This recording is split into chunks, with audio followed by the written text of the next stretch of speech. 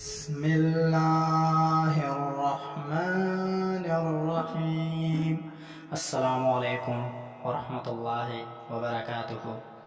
اگر آپ ہمارے چینل پر نئے ہیں تو ایسے اسلامی وظائف و واقعات کے لیے ہمارے چینل کو سبسکرائب کریں اور ساتھ میں بیل آئیکن کو بھی دبائیں تاکہ ہماری ہر نئی آنے والی ویڈیو آپ تک پہنچ سکے۔ رسول اللہ صلی اللہ علیہ وآلہ وسلم نے فرمایا، قیامت کے دن پوری کائنات کے سامنے ایک شخص کو بلایا جائے گا۔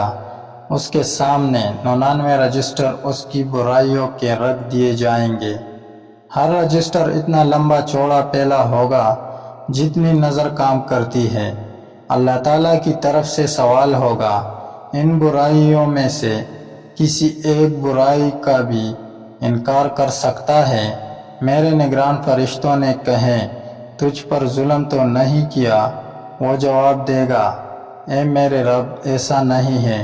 پھر سوال ہوگا، کوئی عذر ہو تو پیش کرو یا کوئی نیکی ہو تو سامنے لاؤ۔ بندہ ڈرتے ڈرتے جواب دے گا، یا رب کوئی عذر بھی نہیں اور کوئی نیکی بھی نہیں۔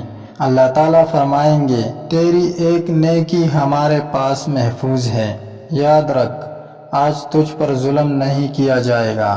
چنانچہ ایک کاغذ کا ٹکڑا ڈالا جائے گا، اس میں لکھا ہوگا، اشہد اللہ الہ الا اللہ و اشہد ان محمدا عبدہ و رسولہ۔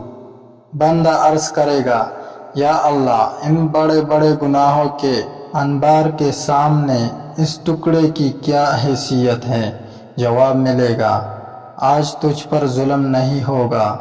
چنانچہ گناہوں کے وہ بڑے بڑے رجسٹر ترازو کے ایک پلڑے میں رکھ دیا جائے گا اور کاغذ کا ٹکڑا دوسرا پلڑے میں رکھ کر وزن کیا جائے گا تو وہ کلمے والا پلڑا بھاری ہو جائے گا۔